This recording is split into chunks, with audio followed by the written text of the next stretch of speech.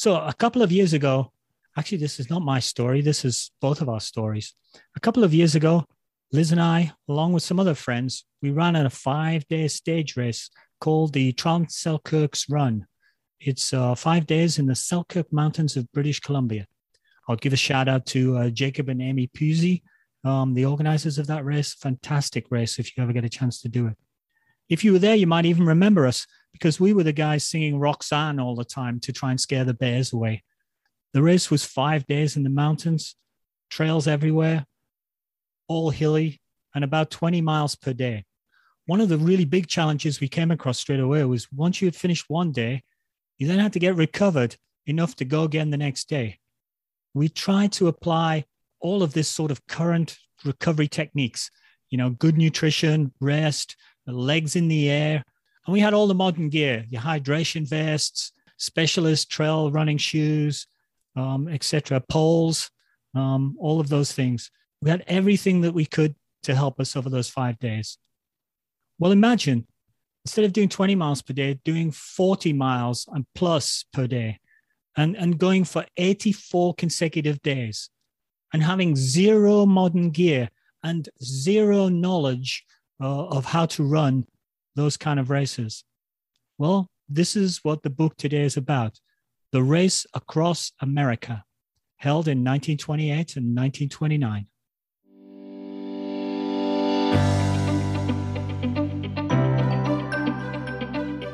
So hi, and welcome to Running Book Reviews podcast, where we review running books to help you decide if you'd like to read the book for yourself. We also hope that listening to us chat about running can keep you motivated about your own running and maybe inspire you to try something different and push out your own boundaries. My name's Alan, and with my co-host Liz, we're going to talk today with author Charles Kastner about his fantastic book, Race Across America. And just a reminder in the intro that we are now on Buy Me a Coffee. So if you'd like to encourage us or help us out with some of our costs, you can go to the Buy Me a Coffee website that we have at www.buymeacoffee.com/Alan and Liz, all one word. So a little overview of the book. Race Across America takes place in the late 1920s. In those years, a decent living wage for a family was $2,500 per year. So when Charles Pyle announced that he was organizing a trans-American stage race with a first place prize of $25,000, it's no surprise that people signed up. Winning this first place prize would mean that your family was set for life. In the 1920s, running competitions were mostly for amateurs, and a race with prize money brought back the professionalization of the sport, which had been present at the end of the 1800s. In addition to bringing back professional racing, there was no segregation, and both Black and white participants could race against each other, even though some of the states the race ran through didn't allow this. The book tells the story of the Bunion Derby, as the race was called, some of the participants, including one named Eddie Gardner, and what society was like for Black Americans who were no longer slaves, but not yet equal members of society. A little bit about Charles Kastner. Charles Kastner has written 3 books about the 1928 and 1929 Bunion Derbies, including Race Across America, which is his latest book, and all have been highly acclaimed. His interest in long-distance running began when he joined the Inglemoor High School cross-country team in 1970. He has run over 100 races, ranging from 5 kilometers to the marathon and 1 ultra, during a career that has spanned almost 50 years. He is a trained historian and veteran researcher and holds a BA in history from Whitman College and a master's in history from Washington State University. He also has an MBA from Pacific Lutheran University and a master's in environmental biology from Hood College. Kastner has spoken about the Bunion Derby in magazines, podcasts, and public speaking engagements with the intention of giving the participants the credit they deserve for their accomplishments, and has spent the last 20 years learning and writing about these great trans-American foot races. So it's a pleasure to welcome you to the podcast, Charles. Thank you. So I guess the first question is, first of all, how did you become fascinated by the Bunion Derbies, and what made you decide to write this book? And maybe also explain to our listeners, what were the Bunion Derbies? Okay, the Bunion Derbies was a nickname that the press came up with for these transcontinental races, like, oh, my aching bunions. So it kind of caught on as the catchphrase for these trans-American races. Let's see. I've always liked writing, and I've written for Marathon and Beyond magazine, Northwest Runner magazine, and I was always looking for stories that I could write about. I don't know why I like to, write things, but it was just something that was in me to do. So I think if you're a writer, you're just always a writer, and you just want to put things together. And my father-in-law was dying in 1998 in the hospital. And he told me that when he was a kid, he remembered that there was this race. So like 1928, 29 was a 50-mile race between these two towns. And, I was thinking the running boom of the 80s. And it's like, I was thinking, well, that's when they really started running long distance, right? And so I had no idea that these guys so far back were interested in doing that. Once he passed away, I did some research and I actually found the race, and it was called it was called a Bunion Derby. And I was going, well, what's a Bunion Derby? And I had no idea that these average guys would run 50 miles for the small cash prize. And so then I kind of worked my way back, and I found out that this 50-mile race had started because of this transcontinental race that happened a couple of months before. And so it kind of caught on across the country. It was kind of a fad to run these long distances. So from there, I saw that Eddie Gardner, was a Seattle guy, and he was Black. And so I was going, well, that's kind of weird, because he's going across the country. I know he's going across these, Texas, Oklahoma, Arkansas, and that must have been a problem, because Jim Crow was going on at that time, and here's an African American running across America, and what kind of issues would he be facing? So that kind of got me going on looking at these races, and so Eddie and his story was kind of got me interested in the whole thing. And so then from there, I realized there was two different races, the 28, 29. So they went from Los Angeles to New York City, and then New York City, Los Angeles on the second race. And so that kind of started me on this thing. And there hadn't been a lot written about these races. And some of the books, there's like one book written about it, and I didn't really like the way they depicted Eddie. So I said, I'm going to go back and look at it, just look at the primary documents, right? The newspapers and whatever else I can find, and make my own opinion about what's going on with this race. So that's kind of how it started. The way you talk to it, it sounds like you were mildly interested, but this thing really captured your imagination completely, because yeah, did I read in the book that it was a culmination of 20 years of research?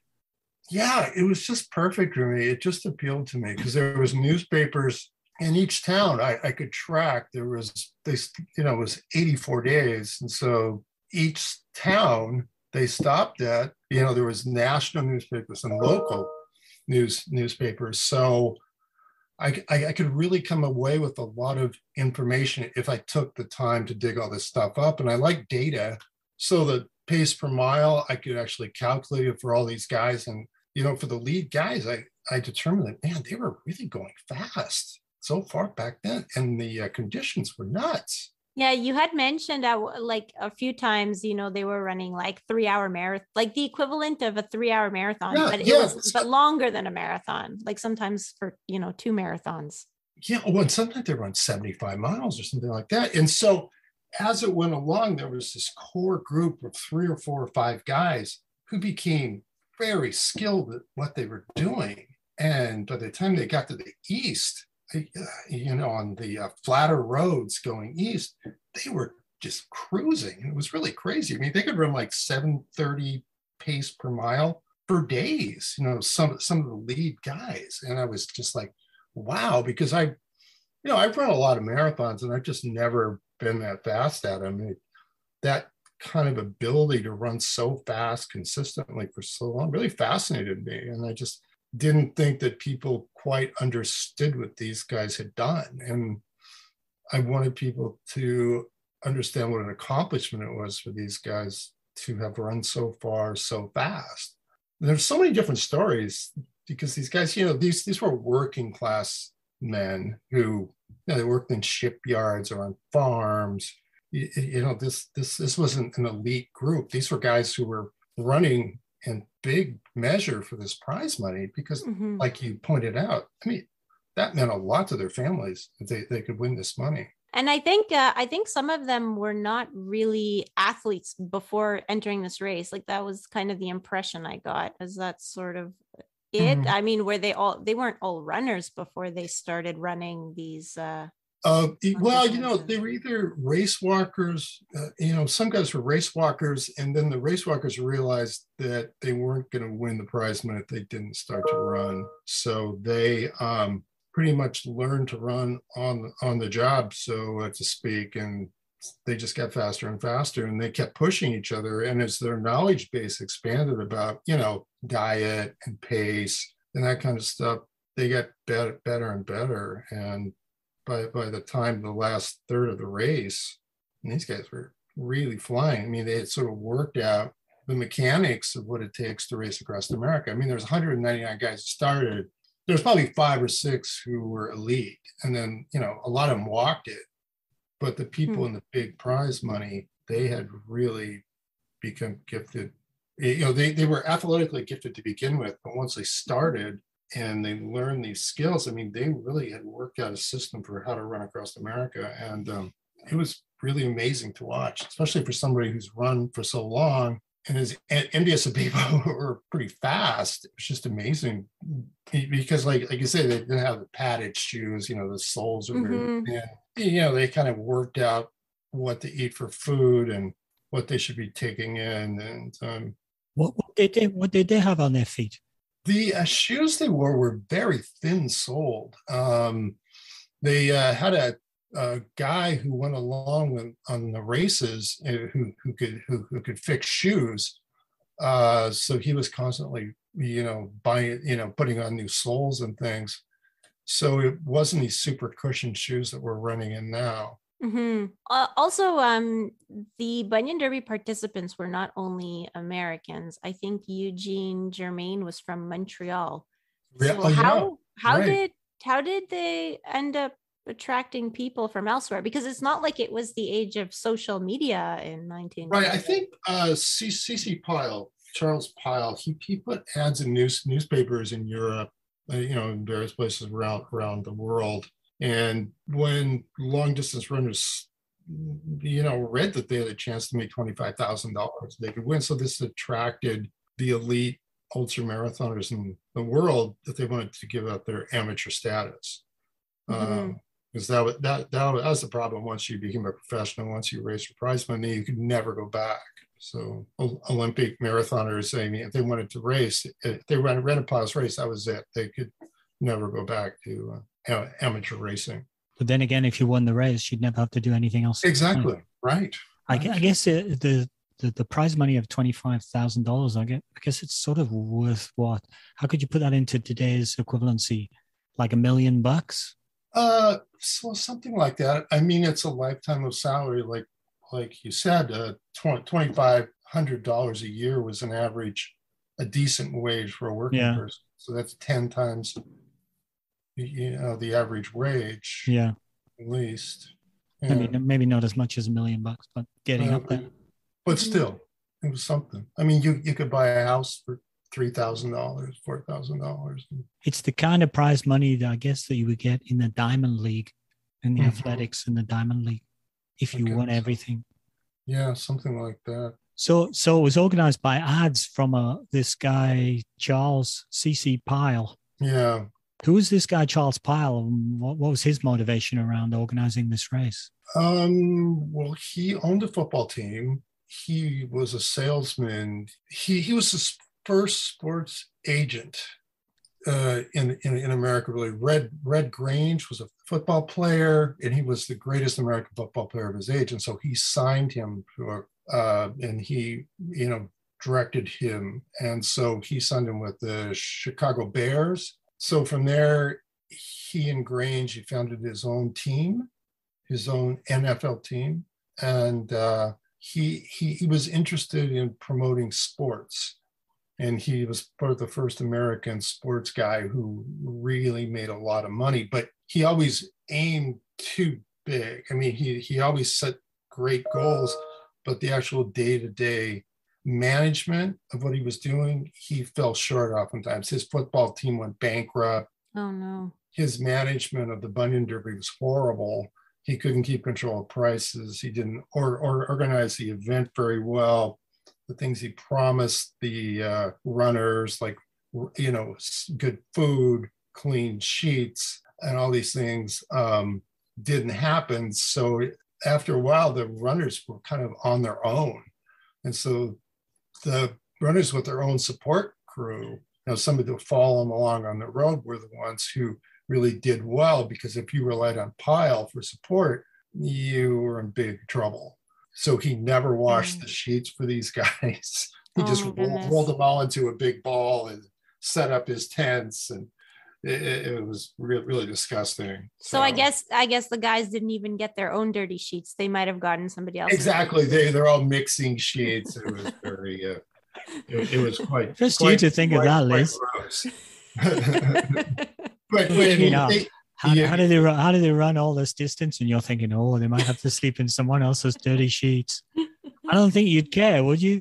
No, they probably never washed their clothes for the most part. I mean, they were reeking. It was horrible. And they were all friends by the end, so I guess. Yeah, they were definitely bonded together by this experience, because, you know, they were running through sandstorms and over mountains and through snow and ankle deep mud, and it was a very tough situation. So Pyle was sort of a precursor sports entrepreneur.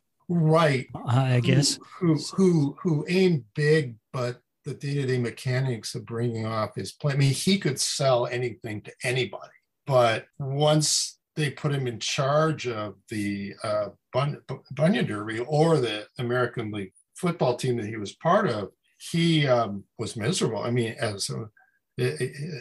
bills went unpaid. People, the men weren't fed. They didn't wash their sheets. I mean, he had these big plans, but his ability to deliver on his promises was very bad. He went bankrupt in 29, and he was married 4 or 5 times. And his poor guy. He should have put someone in charge of execution. He could be the but he the promoter, and then so he had a lot of problems. But he seemed to be trying to make money out of it at every turn. He was trying to make money all the time. Sort of had a circus going along and a tent, and trying to do finishes in cities and get paid by the city to bring all the crowds into them and stuff like that. Right. He supposedly thought he had agreements with these cities to come up with money when he brought the race to town, but these I guess they didn't really sign something, so he just thought he had their approval, and then they never paid him, so he was counting on that money to keep his race going. And by the end of it, he was virtually broke, and every way he tried to make money failed. He kept on going, and he eventually paid the guys their prize money, but he really had to scrimp to make that happen. So for the race, how did people enter the race, and were there any rules that they had to follow? Yeah, I mean, I think you had to be 18. You could only be a man. I mean, women were not allowed. But he didn't say. I noticed there were no women. Yeah, unfortunately. But yes, that was kind of the thinking of the time, that women with their delicate systems couldn't handle that kind of pressure. But yeah, their uteruses would fall out. Right, something. Exactly. Basically, that's what he was saying. And then that you just had to walk on your own 2 feet or run. And I think it was for $100 deposit and $25 that he kept, that he promised to feed you, support you on the course. And then if you had to drop out, that $100, he would give that back to you, and then you could use that to get back home. But his ability to support the runners during the race was horrible. It just really didn't happen. So like I said before, the guys who had their own support teams, a car that would follow them on the course, had a big advantage over guys that just thought, Pyle was going to help them throughout the course. One of the sort of interesting and strange rules that I noticed reading the book was if the stage was too tough or you had a problem, you could sort of say, oh, I've still got 10 miles to go, but I can't make it. So I'll get up early in the morning and I'll do that 10 miles before the start of the next leg. You could kind of bank a little bit of distance. It seemed, provided you covered the whole course. Yeah, that worked out well for a lot of guys, because if they hadn't, they would have dropped out, because sometimes if something happened and they just had to stop, they weren't feeling well, so they could rest for the night and come back and start up again, which only added to their burdens, but at least they didn't have to drop out of the race, which is great. Because I think there's 55 guys who finished, there'd probably been 10 guys who finished it if he hadn't had that rule, because there was just always something that would come up. There were 55 guys who finished out of the first race of 200. Yeah, 199. Yeah, 55 finished, which was kind of amazing given how difficult the course was. Because they went across the desert, over the mountains, across the prairies. And I would guess quite a lot of those people would have, I don't know, 1,000 miles left in their race, for example, and they would know for sure that they couldn't win any of the prize money. Yeah. That's a really good point. What's driving them at that point? I think they were bonded together. They're just part of something big and something they'd never done before. And they were with these guys who were all committed to this. And every day they just get up and strap on their shoes and go. And they were just part of these. I think the idea of being with these men who were so committed to what they were doing and being together, and it was just so different than their everyday lives, working on a farm or a factory or building ships or something. It was just so different and so new. And I think they just got caught up in the whole thing. And these are committed guys. If you're going to stick with something for 84 days, yeah, after putting in all that sweat and effort, they just weren't going to stop, regardless of the money. This became much more to them than that. It was just something that just grabbed their soul, and they just kept on with it. I think we're going to get into some of the individuals and some of their particular characteristics.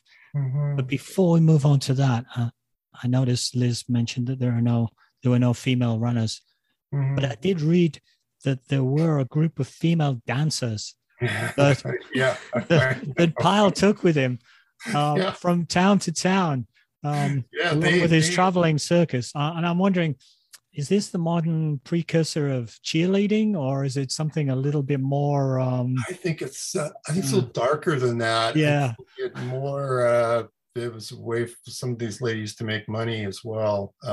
They were very popular with the local men, and that's when the circus came to town. That's where the majority of them watch these dancers, and they could actually dance with the ladies as well. So, and then I'm not sure what happened after that, but I mean, you could imagine maybe some sheriffs in towns were horrified by what was going on. They closed the circus down, because they were assuming the worst. And I think they were probably right. You wonder about the love affairs between some of the runners and these women that sprung up. Maybe that happened too. I just didn't find any, nothing that would lead me to state specifically that this is what happened. But you can only imagine these women going across the country for 84 days, pretty much camped out where these men are camped out, and some kind of love affairs maybe sprung up, or I'm not really sure. But it's an interesting aspect of this race. But this traveling circus went with it. I guess you're reading 1928 newspaper articles that didn't... Right, they wouldn't be talking about that much, but you could see by the attitude of some of the sheriffs that would come in and see what was going on, and they would close down the Pyle's circus. And I think eventually his circus kind of disbanded, didn't they? Because he Right. stopped paying them at Yeah. one point. Exactly. But I think the midpoint in the race, he just closed that down because he wasn't making money on it. And F.F. Gunn, one of the fathers of a guy who was a walker in the race, he was a businessman.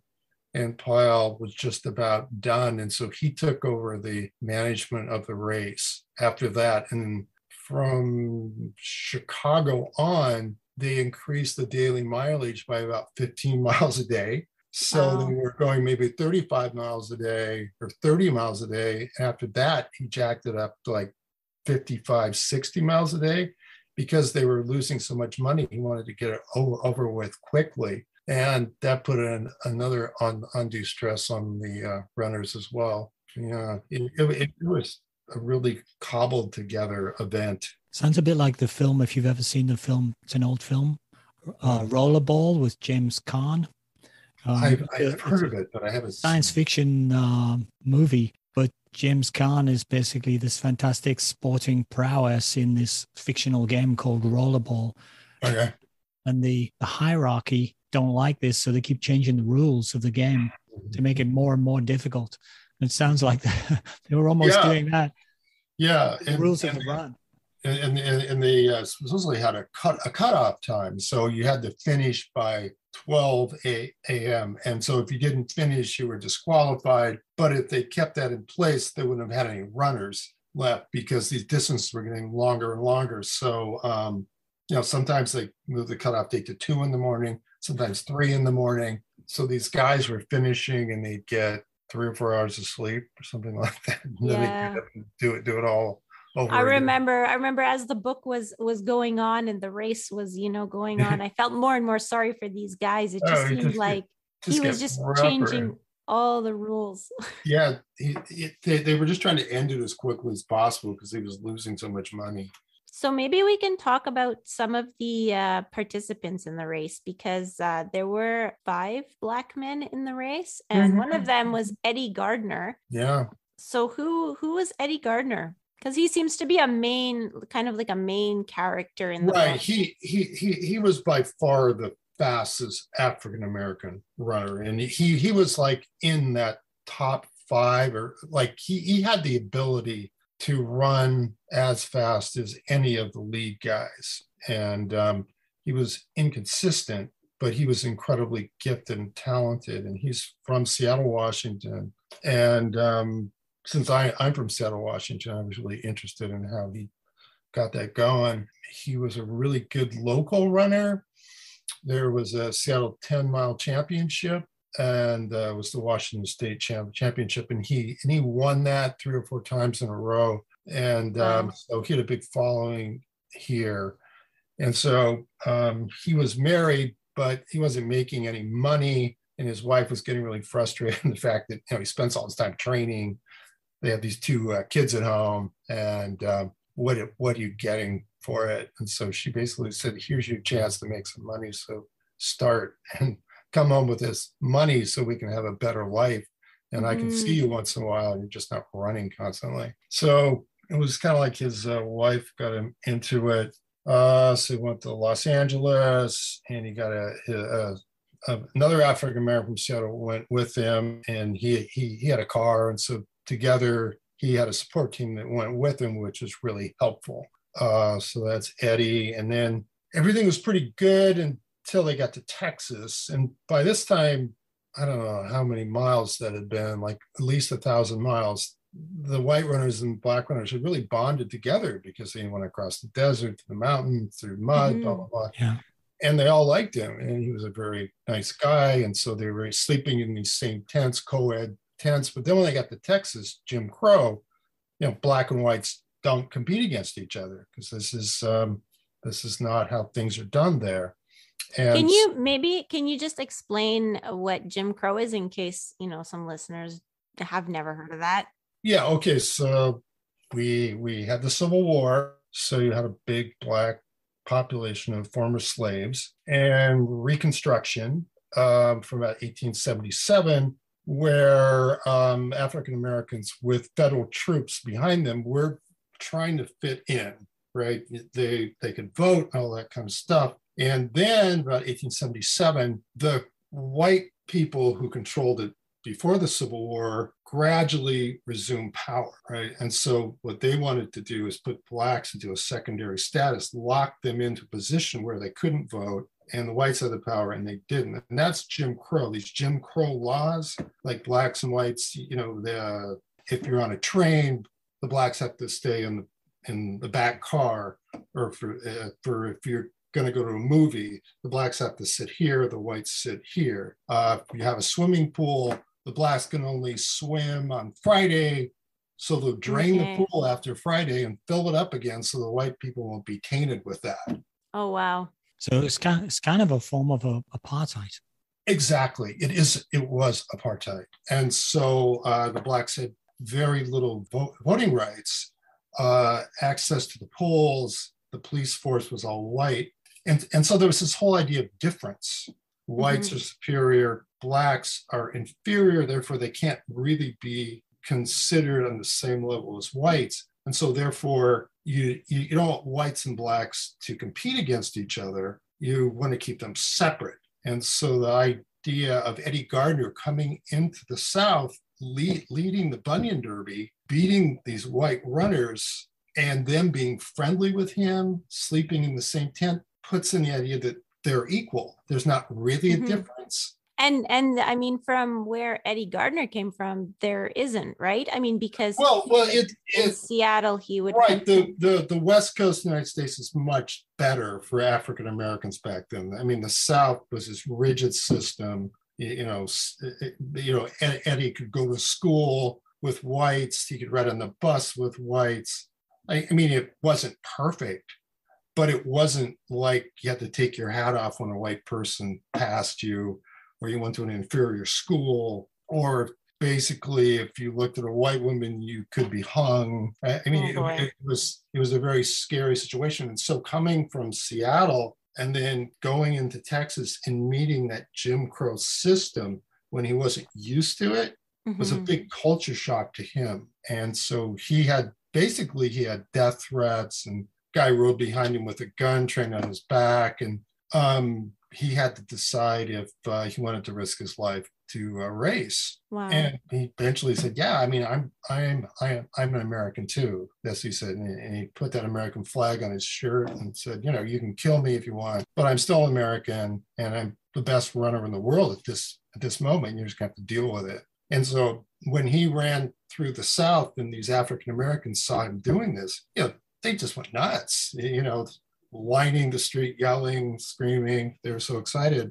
And the whites hated it for the most part. So it became, for Eddie, more than just a race across America. It became a way to protest racism that he found, and it became a rallying point for Black Americans that he passed during the course. And then the African American newspapers picked up his journey and told his story around the country. So he became a symbol of resistance to Jim Crow. Eventually, there was one leg, or I think certainly in the 1928 race, there was one leg where he was crossing these Jim Crow states where they were waiting for their darling white runner to come in and win the stage. Yeah. And Eddie just said, well, no, I'm not having that. And just insisted to win the race. Yeah, it was gutsy. Yeah, he's probably putting his life on the line doing that. Right. I mean, really got in their face. Right. Because, I'm trained for a marathon, right? I'll and I expect people around on the course at least wave and say, well, great, you're out there running. But then if you're running an ultra marathon, these white people are screaming, these N-words and die, and gonna kill you. Yeah. You're horrible. And, if they really wanted to, they could probably kill him and not a lot would have happened. So it just seems to me that racism that he and the other African Americans had to put up with takes ultramarathoning to another level for those guys. I mean, if you're a white person, you don't think about those kind of issues, right? Even now, this still goes on. And it's like, it just, to me, just elevated what Eddie did to something very special, and the other African Americans. And I thought it was appropriate that people knew his story and could celebrate the courage that Eddie showed so long ago. And he really didn't receive much credit for a long time. I mean, yeah, I pretty much made his story known. So I'm happy about that. One thing I feel good about. I sort of kept this question parked towards the end, but while we're talking about Eddie Gardner, I think you could look at African-American sporting heroes who have made a name for themselves, and you can probably think of some, everybody listening to this could probably think of some, I would think of maybe Muhammad Ali from my era, who, took a stand for something. Jesse Owens. Of course. In the sprints in the 36 Olympics in front of Nazi Germany. Yep, absolutely. I think you referred to also to Joe Louis, the boxer. Yeah. And everybody, these are household names because they took a stand. They were excellent sporting people, and they took a stand for things in the face of criticism as African Americans. And then you have this guy, Eddie Gardner. Well, 2 weeks ago, I'd never heard of him. And I'm sure Liz had never heard of him. But I think in our ultramarathon world, or our marathon world, I mean, he's the guy. There were other Africans, but his experience was extraordinary and worth telling and worth knowing. I mean, I've had 3 movie scripts written about my books, and with some pretty well-known people, and it just, they've gotten to a certain level, and then it just sort of stopped. And so, but it's a movie, it's a story worthy of a movie that I think someday somebody will make a movie about his experience and make it more well-known to America and the world. So if you're listening, Will Smith. Yeah, exactly. So if you're listening, Denzel Washington. LeBron James. I was thinking of actors I think what you want is Hollywood actors rather than. Yeah, LeBron James has a production company, Spring Hill. Oh, yeah. Brilliant. Haven't heard. Listen. Yeah. We'll have to specifically tag them on the social media for this, see if we can get that film up and running. Exactly. Yeah, I thought I was close a few times, and people say, "Oh yeah, this is a sure thing." It's really going to happen. It just doesn't. But to me, the movie possibilities are big. We'll see. Having read the book, I could certainly imagine it. Yeah. Yeah. Same with me. I mean, I've had movie producers, reach out to me and blah blah blah, but then the money gets in the way. I think, making a movie, across America. You're asking for too much, Charles. You're asking for too much. I guess so. But I don't know. It's been an interesting experience. Right. Oh, I hope it gets done. Reading these books, that'd be fantastic. Well, I noticed one of the 5 black guys who I took a sort of shine to in the reading of the book was a guy called Toby Cotton. Oh yeah, Toby. Toby's great. You said the entry was 18 years old, but he was only 15 when he started They made an exception. He pleaded. His dad had wrecked his back. He couldn't walk. So Pyle felt sorry for him, and he just turned 15 actually when he started his race. I mean, he's still the youngest person ever raced across the country. So when he was training, because he trained really hard too. He did. He showed an amazing ability to run long distance, which was crazy. He ran from like one city to the next, and and his dad didn't think he could do it, and he said, "Oh, okay, try." And where is he? Okay, he actually did it. Wow, this is nuts. And so he seemed to be at the end of every leg. He seemed to be, dead. That's it. He's gone. There's no way. I think for all of the Bunion Derby runners, it's just that mental toughness and just finding that there's just another gear you can shift to, and your human potential is much more than you think it is. I think ultra marathoners and marathoners discover that all the time. Your body is capable of doing some extraordinary things if you train and ask it to do these different things. not to get off the subject, but I just think your whole mind, consciousness, and everything, your brain is an amazing tool. And if you ask it questions, it'll pop back with answers. And if you really want something, your body can do much more than you think it can. And I think the Bunion Derby is kind of a stellar example of that ability to dig deep within yourself and just find extraordinary things are inside yourself. It wasn't like it was plain sailing. You just have to cover the distance. Some of the stages seem to have some horrendous conditions. Well, they had mountains, first of all. Some of the weather. Yeah, what kind of conditions did these people have? All kinds of conditions. The Mojave Desert at 95 degrees. And, back then the roads weren't paved until, the East Coast for the most part. The last 1,000 miles were paved. First 2,000 miles weren't paved for the most parts. So you start the race, you go across the mountains, California, Mojave Desert. It's 95 degrees. I mean, sand is blowing everywhere. This is Route 66 at the start of the car age, and cars blow by you, sand comes up. Wow. So you're barbecued in the desert. So you get across there, and then you go across the Black Mountains. In the desert, though, they were rubbing something all over themselves, like to try and stuff like that. Yeah, they didn't have sunscreen. It was just grease, and I mean, they're just starting, right? This isn't like, okay, we're going to have a warm up run for a month. These warm up.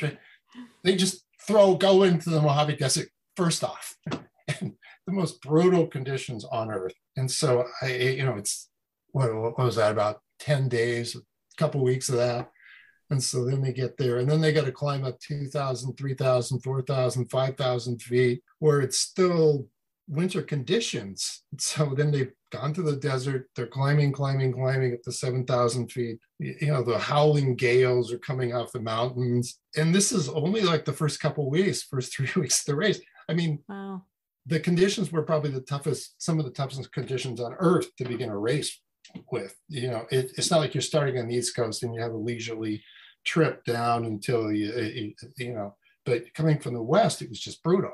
So it was an initiation that these guys had no way of preparing themselves for the most part. They had no racecraft either for this kind of thing because it's totally unknown.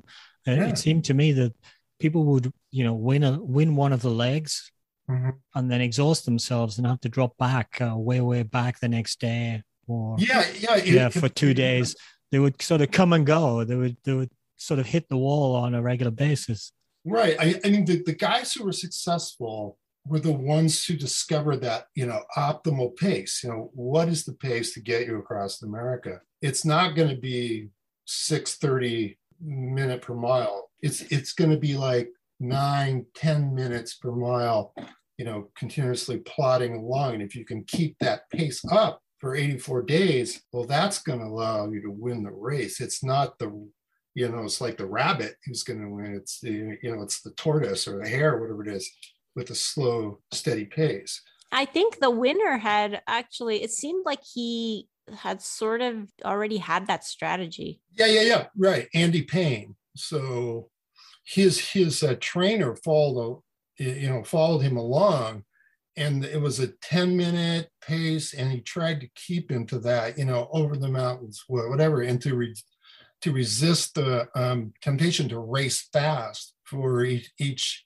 day. But Andy was one of the only ones to do that. And the other guys were so far behind that they really had to speed up the last half of the race. So they were chasing him, but he didn't really care as long as that time difference between his first place and the second place was big enough to hold these guys off. And if he got worried, he'd speed up a little bit, but he didn't care at all about winning the daily stages, which is the key to winning the whole race. So it seemed like Eddie was really eyeing that first place spot, because at one point he's calculating how many hours a day he would have to beat because he had I think he was behind by 30 30 hours or something at one He point. was way behind. But Eddie's problem is he just couldn't resist racing. He just got so into it. He always wanted to win. And then, like you said, he would exhaust himself, and then he would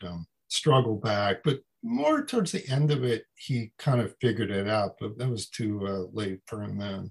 Reading the book for the first time and listening to you describe the race unfolding with each leg and the leaders and how they were maintaining their lead was kind of good adventure reading, because you'd have one, really slick professional guy who knew what he was doing, and he'd be out there in the lead. I think, was it Newton was the first guy to get out there? Arthur Newton from British South African, and he'd be out there, and you go, oh, he's like a pro compared to the others. He knows what he's doing, and he's building a lead, and he's looking fine. And now he's injured. Now they can't. Well, and then catching him up. Oh, now he's in second place. What's he going to do? And then somebody else would come to the fore, and then they'd get hurt. So there was this sort of excitement of seeing. Yeah, who was going to? Yeah, Arthur. I think you're going to put your money on. Like Arthur Newton, I think, was 45 years old. So he was an elite runner. He ran. I think he had the world record for 100 mile, 50 miles, 75 mile. But he was kind of old for continuous daily ultra marathons. I mean, I think Andy Payne was 20 years old. So his body was, more able to withstand that daily pace than Arthur. Arthur was extremely gifted. He just came in too late in the game. That was his problem. With all the shenanigans going on with the organization and Pyle not making money and looking a bit rickety in terms of how it was being organized, was there fear among the runners that the prize money would not emerge at the end of the race? Oh, constantly. Oh, yeah. They were very concerned. I mean, his circus people, they weren't getting paid. The guys who would put up the tents and all these things, they weren't getting paid. There were creditors chasing Pyle on unpaid bills. They took his bus away that he had bought, and they were attaching his equipment for past debts. Yeah, there was all kinds of concern. It was this F.F. Gunn. Yeah. Harry Gunn's dad, who was quite wealthy, who kind of bailed him out at the end, which allowed him to pay these things. But I think if Gunn hadn't have been there, he wouldn't have been able to pay these guys. I mean, he was bankrupt by the end of the second race, and I think he died with very little money. But he had aimed so big, and he accomplished so many things. But just the carrying out what he set. He had these big goals, but the idea of managing the day-to-day of the Bunion Derby kind of escaped him, and he really was not a good businessman. He was a dreamer. I think he had a lot of good ideas. At one point, he was gonna charge people to watch the Bunioneers come in, and he had it fenced off, but he didn't really have it fenced off properly, and people paid for tickets, and they were sitting on the outskirts, and then all kinds of people just kind of went into the middle where the runners were supposed to be. That sounded like such a disaster. It's always a disaster with him. Everything never comes off as planned, and he has these big ideas, and he thinks he has it all covered, and then it all falls apart. It was really a mess. I mean, it was amazing it actually finished, and then these guys kept going. But that's what I tried to do as a runner, is to try to get away from Pyle and look at what these men were doing, because it was it was amazing, some of these. It seemed like there were two different universes. It was like, well, then there was Pyle and all the things that he was doing or not doing, and all the catastrophes that he was faced with. And then the separate story was the runners, I guess, because they were busy running, so they didn't see any of that. I mean, except at the end when, things were like, there were no tents, their beds were, dirty and everything. But they had their own reality, it seemed like. Yeah, that's what always attracted me to these races were the guys, right? I mean, the accomplishments of seemingly ordinary men to do exceptional things, and how they worked out the mechanics of what it took to race across America consistently. How did they end up because at one point the cook was fired, or I think maybe he didn't get paid and he left. Yeah, he I was think he fired. got fired. Right. So then they started giving each guy like $1.10 a day for meals. And these guys are eating like 3 times the amount that a normal person would eat just to keep on going. And so then again, people with money, with support teams who had extra money to buy food, there were big advantages for them, or if they could afford to buy a room for the night to stay.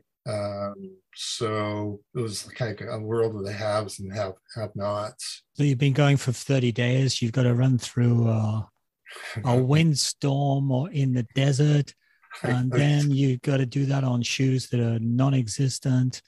And then you've got to sleep in a barn somewhere if you can persuade a farmer to let you sleep in the barn. And then you've got to try and raise money through donations, basically beg money so that you can eat enough to go on day 2. You've got to keep that up. True. The ability of these men just to keep on going and just determined to see this thing through. Mm-hmm. I think because maybe the first 1,000 miles were so incredibly tough. Running across the desert, the mountains up to 7,000 feet, running through prairie mud, and the African Americans risking their life as they go across Texas and Oklahoma. It's just, and then increasing the mileage by 15 miles as they got closer to the finish. I just think these guys had just put so much of their soul into it that they just wanted to see it through to the end. And even when Pyle had his second race, a lot of guys who didn't win any prize money signed up for it again, and they wanted to start the whole thing over. It was just like, that was so interesting.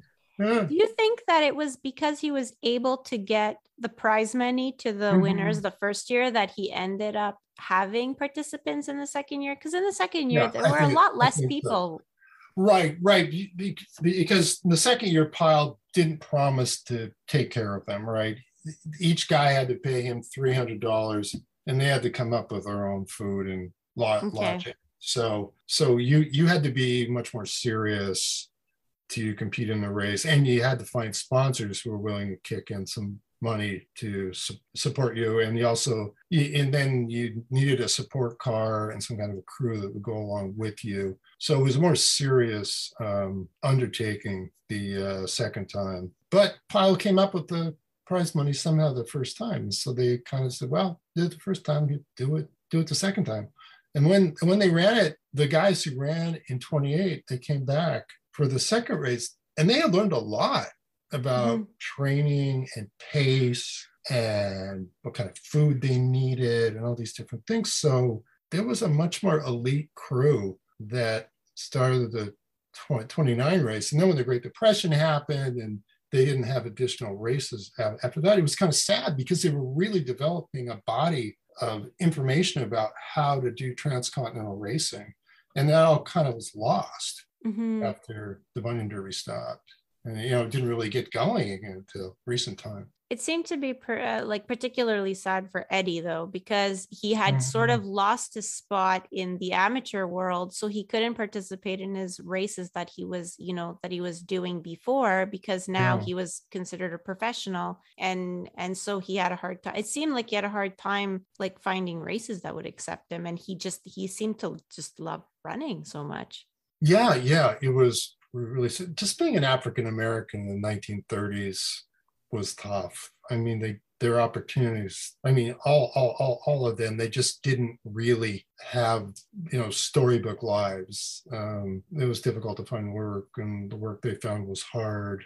And Eddie, there's a walking race around Lake Washington, which is 50-mile walking race, and they paid prize money for that. And Eddie got really good as being a long distance walker, but that was about it for him. And so he just had a lot of tough factory jobs that he did. And, his second marriage fell apart. And then he married for a third time. And I think he died, he was like 60 something. It just wasn't a fairy tale world to be an African American back then. It just didn't work out well for any of those guys. Yeah. And Eddie seemed to be kind of exceptional. I mean, he was educated and he knew a lot of stuff, and he reinvented himself as a worker. It seemed like he had done like every job that there was to do. Yeah. God, you've really read this book. That's great. Both of you guys. That's great.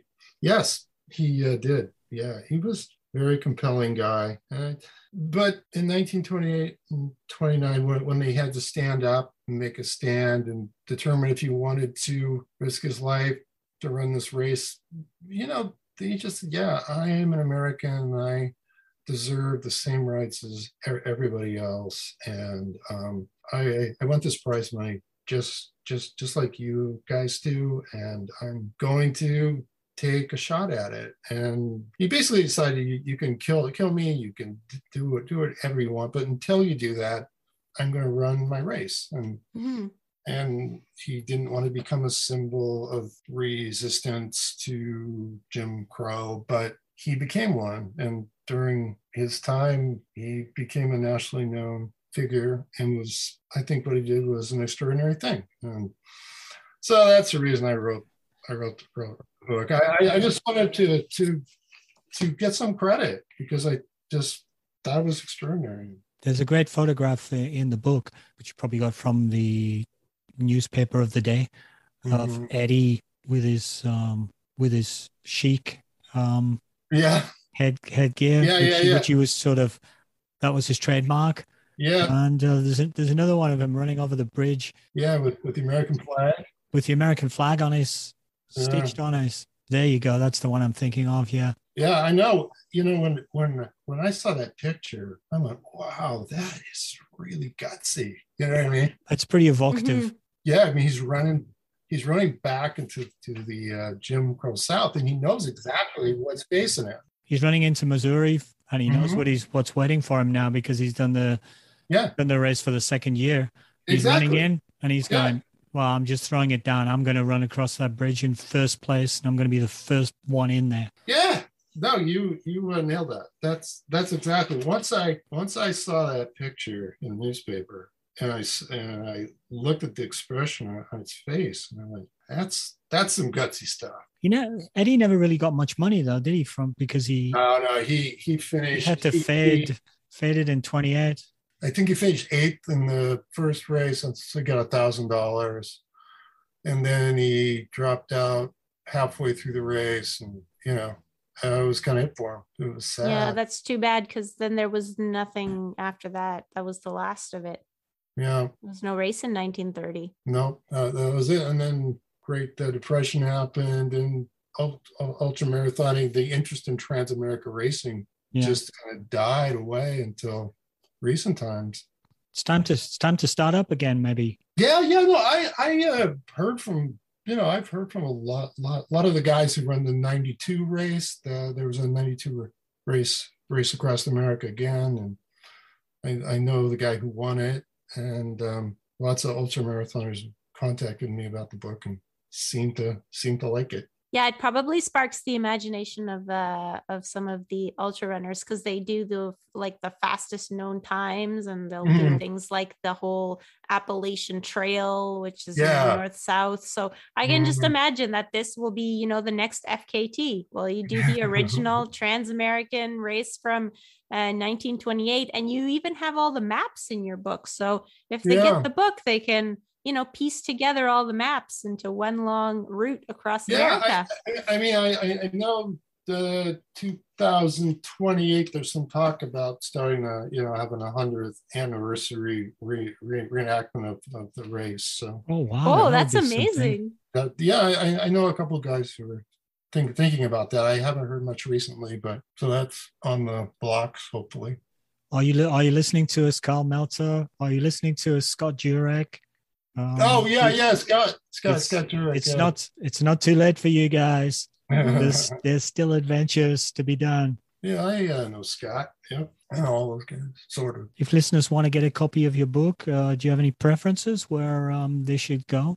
There's Syracuse University Press. You can get it on Amazon, Barnes and Nobles.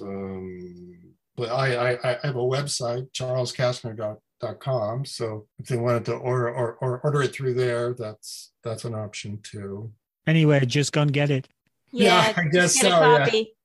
Yeah. Pick it up. Yeah. No, I had a lot of fun writing these books. Running has been part of my family's life for a long time. And what about the books before that came before? Are they kind of like a complement? Yeah, well, I mean, there's three books. The one is the 28 race, the one is the 29 race, and then this is the special focus on the African American runners in both races. So okay, with the struggle that they had through the Jim Crow states. Okay. So if you want to learn about the 28 race, well, there's a book for that. 29 race, a book for that. Then if you want to learn about Eddie Gardner and the African Americans in both races, then there's this Race Across America. And what's next? Do you have another book in the pipeline?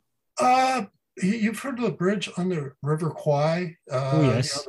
Yeah, my dad was in a bomber squadron that blew it up. Okay. So but they rebuilt the bridge and then the British blew it up again. But so that's kind of what my focus is: the men building the bridge on the River Kwai, and my father's squadron's effort to destroy the bridge on the River Kwai. So yeah, so it's a totally different track. What historical, but that's the only link, really. Right. So it's fun. I mean, I've been working on Bunion Derbies for 20 years, so it's nice change. But I really had a lot of fun writing these books. And you mentioned that you have a website. Is that the best place for people to follow you, to check? Yeah. Check what you're CharlesKastner.com, and then I have a Facebook page. That's good. Well, it's been so sweet of you guys to take the time to talk to me about my book. I really appreciate it. Oh, it's our pleasure. Why don't we give our little summaries? You usually go first, and I'll go first this time. Yes, your name starts with A, and A is first in the alphabet, so might as well. That means I'm going to go first every episode. So this book is, I guess, a fascinating piece of running history, and at the same time, an exciting running adventure story, an endurance adventure story, and a running adventure story. We hear a bit about Eddie Gardner, who's a sporting pioneer for the Black people at the time. And when you think about it in context, the 1920s, probably his grandparents were slaves. Mm-hmm. I know that you tell us that he actually moved as a young man. He moved from I think it was Kansas or somewhere like that, to Seattle. Mm-hmm. As I said before, he ranks up there with Jesse Owens, but receives no recognition. So let's hope that this helps to promote the recognition of the guy. The athletic performance of some of the guys in the book is, we English origin people have a word. It's called gobsmacking, which means, incredulous. It's absolutely amazing, their performance. And in your book, you have a lot of the data, which shows how long they took, how long some other people took to run which legs. And it's crazy, given the training that they didn't have, and the nutrition that they didn't have, and the equipment that they didn't have, and the knowledge that they didn't have, that were able to do the speeds that they were able to do day after day. The research is impeccable in the book. You must have read every local newspaper article of everywhere that the Bunion Derby went through to get some of the information that you got, and some of the photos and of the competitors out of that research are a fantastic addition to see photographs of the people that you're living their journey. So all in all, highly recommended book. Thank you so much. So I was actually surprised by how much I enjoyed this book, because I thought it was going to be a bit of a history lesson, like my grade 9 history class. Yeah. But in the end, the story had so many facets. It was the camaraderie that the participants developed during the race, the story of the reality of Black Americans living in an era where there were no longer slaves, but not really equal either. Mm-hmm. The story of Charles Pyle's many business ventures in his quest to make a lot of money, but ended up, being haunted by creditors instead. And then some personal stories of some of the Bunioneers, including Eddie Gardner, who used to use sport to try and spark social change, but there were other little personal stories as well. I was blown away by the amount of daily running the participants did, and some of them started the race with very little run training. To add to the challenge, the conditions were not always good during the race or the recovery, and the amount of food provided by the organizer was inadequate, so it made the feat that much more challenging. If you like stories about running, then you'll love this book. And if you're worried that it's a kind of like a hero worship, then I'll let you know that it's not, because although some of these men did things that are historically significant, they were human and somewhat flawed. Some had personal lives that fell apart in pursuit of their dreams, like Eddie's marriage to his wife, Maybelle. And although some racers were able to make a better life after the Derby, it didn't always happen in the way that they thought it would. So I will just leave it at that. It's a great book, so you need to read it for yourself. Well, thanks for coming and talking to us about your book, Race Across America, Charles. Yeah, I really appreciate it. And thanks for your careful reading of the book, because I can tell both of you really read it. And that doesn't happen very often. So I really appreciate it. Oh, really? I mean, like, that's the whole fun. Well, no, I mean, it's like, wow, you guys actually read that part. Oh, that's great. So I was impressed by that. And thank you again for taking the time to let me talk about Race Across America. It's our pleasure. Thank you for listening to another episode of Running Book Reviews. A big thank you to the publisher, Syracuse University Press, for providing us with review copies of the book. And a huge thanks to Charles Kastner for spending time with us today. If you'd like to leave us feedback about how we can improve the podcast or want to suggest a book you'd like us to review in future episodes, please leave us comments on social media or just drop in for a chat. We are Running Book Reviews on Facebook and Instagram, and on Twitter we are reviews_running. Please be sure to follow us and find out about new episodes, and subscribe to the podcast on your favorite streaming platform. If you've been enjoying the podcast and you'd like to try and help us out a little bit, why don't you buy us a coffee? Visit our page on the Buy Me a Coffee website, blah, blah, blah, blah, blah, blah, buy me a coffee /Alan and Liz. And a shout out to Christopher Kavanagh, who bought us our first 2 coffees. And because of him, we're now searchable on Buy Me a Coffee website, so you can find us there. As I said to Christopher, you never forget your first. That's all for Running Book Reviews. Thanks. Bye. Bye.